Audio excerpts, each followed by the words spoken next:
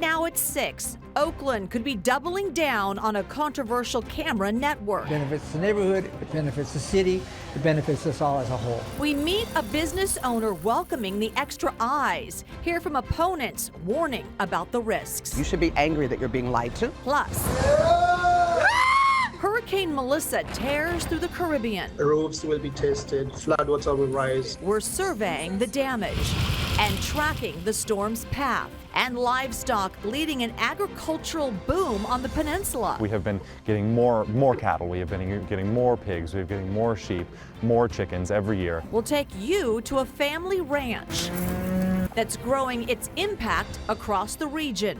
And later, one of the strangest protests you'll see, why this man suspended himself in a glass box for hours. This is CBS News Bay Area with Juliette Goodrich. Good evening. It's a push to expand a crime-fighting tool in Oakland, but it comes with controversy. The city already uses a network of license plate readers from a company called Flock.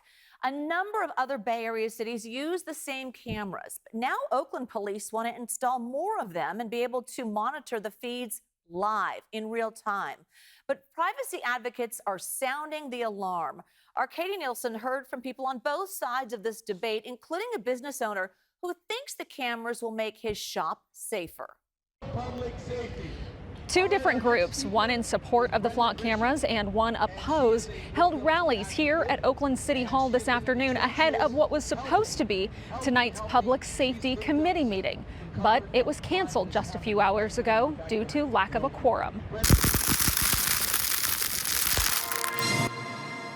And, like I have Ethiopia here, I have Brazil. Richard Santana is a longtime Oakland business owner who for more than a decade has run Cafe Santana in the Laurel. Says they've had to change the way they do business because of crime. None of the local businesses around here carry cash because we're always worried that someone's going to come in and rob us and or take from our customers, so customers don't carry cash. He says his shop's been broken into 4 times over the past 12 years, most recently about a year and a half ago, despite a pile of cameras right above the door. That's why he supports the change in policy the Public Safety Committee will be voting on, allowing Oakland police to not only expand the use of Flock cameras, but also monitor them in real time. The cameras scan license plates and alert police to help track down stolen or wanted cars. OPD also wants to integrate privately owned cameras into its system. If it's used correctly and they can catch criminals in the act and get them off the street, that benefits the community, it benefits the neighborhood, it benefits the city, it benefits us all as a whole. Privacy issues are the main concern brought up every time the council discusses the Flock cameras and the possibility of sharing data with other agencies, including federal agencies like ICE.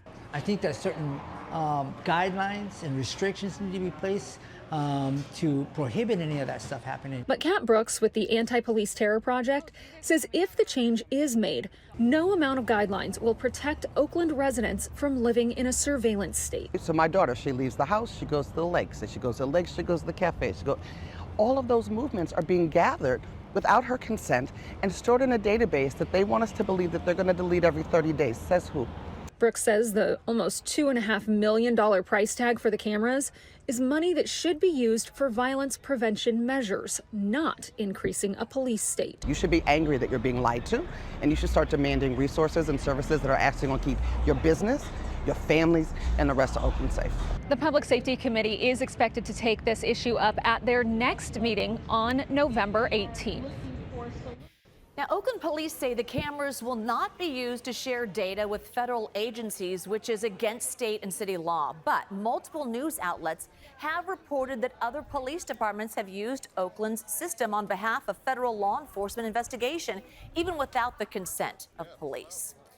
So as the government shutdown drags on, federal food assistance is about to run out for families across the country. And now some Bay Area restaurants are stepping up to help those in need. Restaurants in San Jose, Oakland, San Francisco, Antioch, and Concord have joined together to offer free meals to children ages 12 and under whose families receive CalFresh benefits known as SNAP nationwide. We spoke to the owners of Tony and Alba's Pizza and Pasta in San Jose who say it's important for the community to step up for children in need. We have to think of it as not a partisan thing. The children shouldn't have to suffer because of what's happening with the adults. You go home to a meal, these kids don't go home to a meal. Right. You know, you're not hungry, they're hungry. No child should have to go to bed hungry. Tony and Alba's will offer children a pizza or pasta plus a juice or milk with their meal. They also have games, a library, and toys available for diners. And so far, 7 restaurants have signed on to provide free or discounted meals for children with SNAP benefits. It comes as California is joining 22 states in suing the Trump administration. The hope is to force the Trump administration to approve SNAP benefits during the government shutdown. Governor Newsom joined Attorney General Rob Bonta in announcing the lawsuit today. Newsom called for lawmakers to stop the, quote, BS and take care of those in need. California is also fast-tracking the distribution of $80 million to support food banks across the state. Turning now to Jamaica, where residents are facing the aftermath of Hurricane Melissa. It struck the island as a Category 5, the strongest ever to hit the island, leaving devastating damage in its wake. So we'll show you a live look at multiple cameras just around the island right now. Melissa smashed into New Hope this morning with wind gusts up to 185 miles an hour. Its hours-long passage brought torrential rain, storm surge, and flash flooding. Jamaica now experiencing landslides, downed trees, and widespread power outages. And then check out this video. This was sent to us from Talia Power. So you may recall we interviewed her brother Minto yesterday. He owns a market in Oakland. So this right here is a view from right outside her house in Ocho Rios in the St. Anne Parish. You can see right there, massive trees just shaking, power lines swinging from those devastating winds.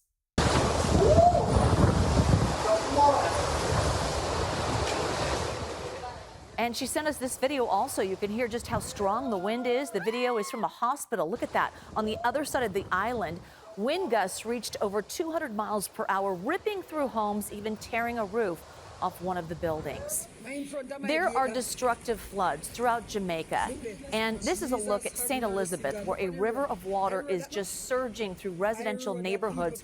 Local officials said that there is extensive damage and that the southwestern parish is underwater. Talia Powers spoke to us about what she's seeing. We are really just hoping for the best, praying, and keeping our thoughts positive and just preserving property and preserving lives as much as possible, and looking forward to move forward after the passing of Melissa.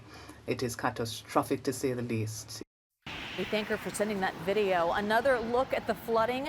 Rainfall from Melissa caused the Plantain Garden River in St. Thomas Parish to overflow its banks, with water pouring right into the city.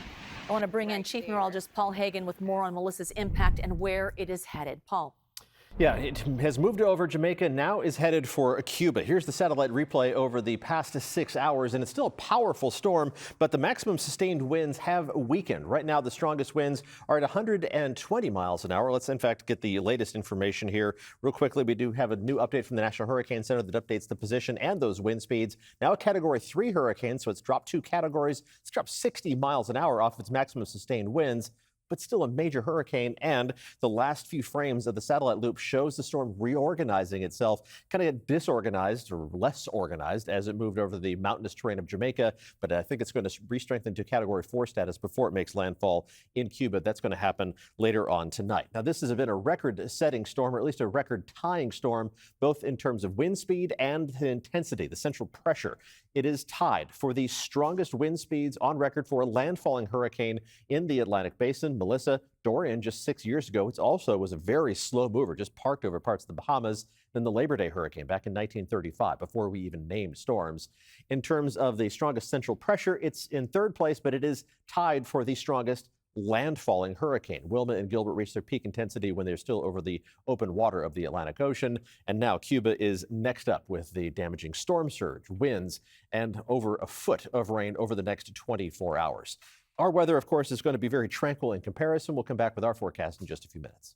Paul, thank you. The rest of the Caribbean also feeling the devastating effects of Hurricane Melissa. The storm has killed at least 7 people.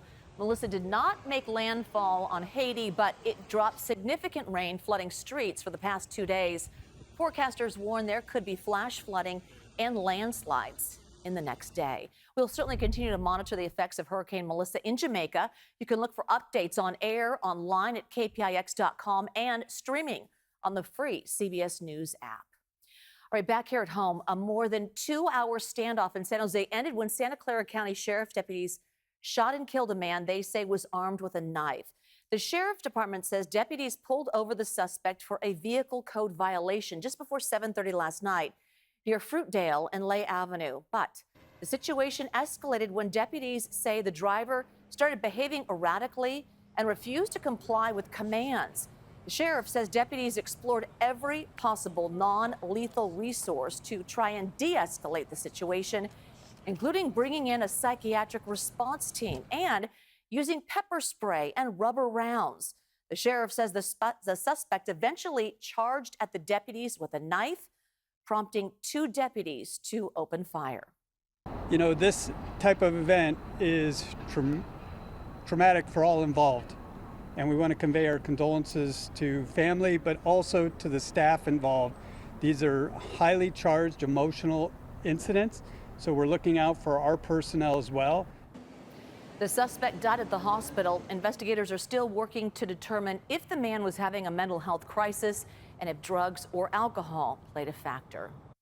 Union City Police have just released a composite sketch of a man they say tried to kidnap a young girl on her way to school. It happened last week, so take a look.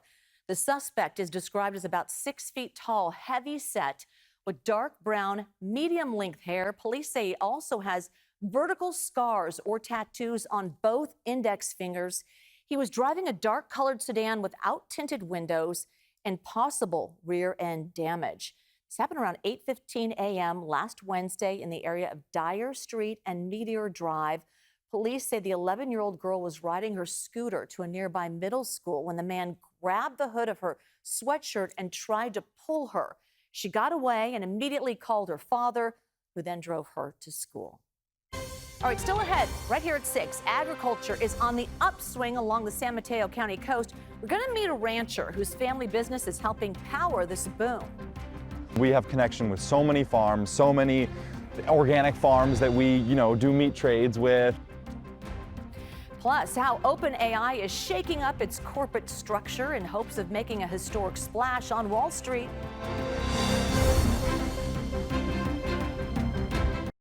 San Mateo County is seeing a bit of an agricultural boom. The county released its annual crop report for last year, saying it's seen a more than 7% increase in agricultural production, and that's largely due to a 38% increase in livestock.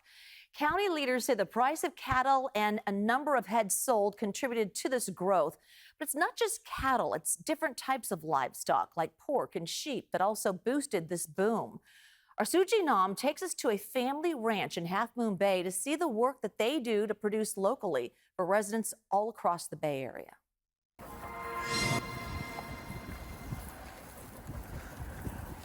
Yep. It's a busy day at work for Larry Markegard. He manages his family ranch, Markegard Family Grass-Fed in Half Moon Bay. We have grown to be a pretty big operation, all regenerative, all grass-fed, grass-finished. Their doors opened in 1987, and Markegard says business for local ranches like theirs has been booming in San Mateo County, selling about 100,000 pounds of meat a year. Our beef, we have been getting more cattle, we have been getting more pigs, we've been getting more sheep, more chickens every year. His family ranch is just one part of the bigger story of agricultural boom countywide. The annual crop report announced the county's production value reached more than $106 million last year, the highest since 2019. Livestock saw the largest increase, and it increased by 38%. And the livestock increase was due to higher prices, but also the number of head that was sold. Corin Whittle, the county's agricultural commissioner, said floral and nursery crops led with more than $60 million generated. followed by vegetables at $27 million. One of our large commodities is Brussels sprouts, and we're known for the Half Moon Bay Pumpkin Festival.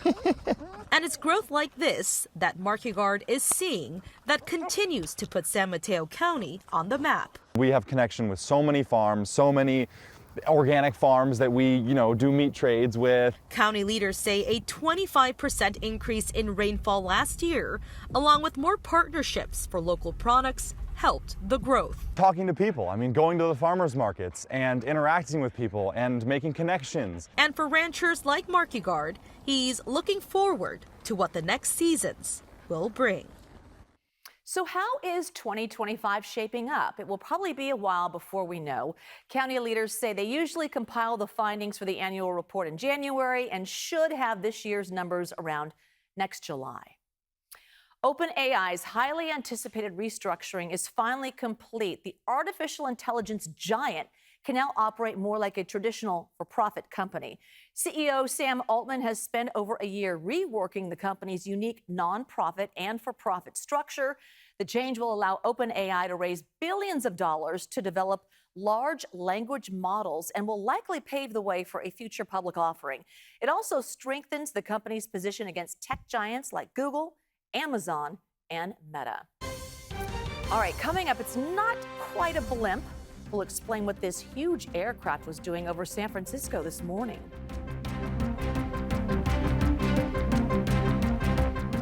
If you happen to look out your window or up to the sky this morning, you might have caught a glimpse of this. It's a giant aircraft flying over the Bay Area. Looks like a blimp. It's actually something a little different.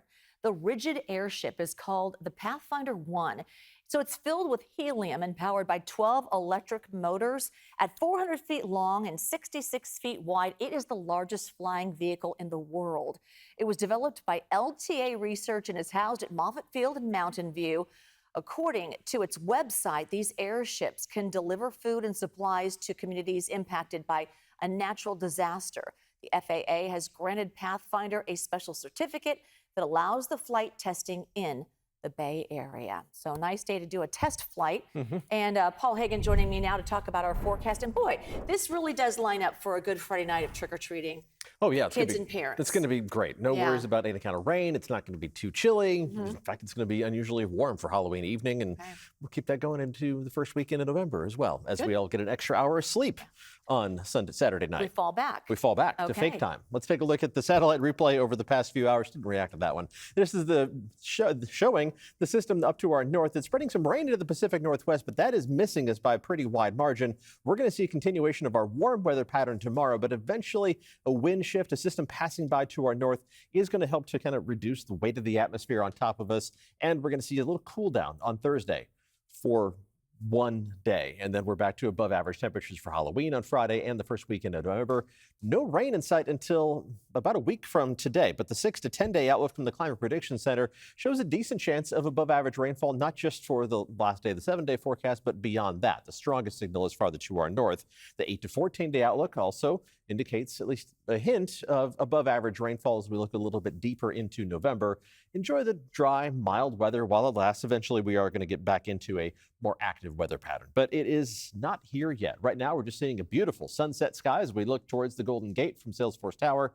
Not even a hint of fog on the horizon. That's going to be very sparse to begin the day on Wednesday. Temperatures now still a mix of 60s and 70s. Upper 60s around the Bay in San Francisco and Oakland. Low to mid 70s farther inland. Still holding on to 76 degrees in Santa Rosa, where you topped out close to 80 degrees. Didn't see any actual 80-degree temperatures for most of the Bay Area today, but tomorrow we got a better chance of getting up into the low 80s, including in Petaluma, which is where our adoptable dog is being fostered. This is Sadie from Lily's Legacy. Temperatures may be a little too warm for a senior pup to get out for a walk during the afternoon, but she looks very content to just kind of lounge in the shade there. We will post the adoptable information for Sadie on social media as soon as this weathercast is over, if you're interested in adopting her. Let's take a look at the local map and take a look at our temperatures for tomorrow, which are going to warm up after a pretty normal start. We'll be slightly above average for low temperatures in the morning, but we are going to climb to some 80s on the map by tomorrow afternoon. In fact, pretty widespread 80s, low to mid 80s in the Santa Clara Valley. Similar temperatures east of the Oakland Hills, the warmest spots around Fairfield, Morgan Hill, getting up to about 85 degrees. Same temperature for Healdsburg. We'll see some 80s around the bay, close in Oakland and into the low 80s for Fremont and Redwood City. Near 70 degrees right along the coast. We don't completely lose the onshore influence, with a lot of 80s for the North Bay as well. Santa Rosa and Healdsburg both getting up to 85 degrees by tomorrow afternoon. Those are the warmest temperatures that we are going to see for a while. The 7-day forecast shows that drop to near average temperatures on Thursday, and then we climb to slightly above average highs, mostly upper 70s inland Friday, Saturday, and Sunday. And then we coast back down with that next chance of showers headed our way on Tuesday. We'll call it the late showers. Forecast models, again, we're looking pretty far down the line, indicating that maybe late in the day and then Tuesday night, we'd be more likely to see some light rain showers headed our way.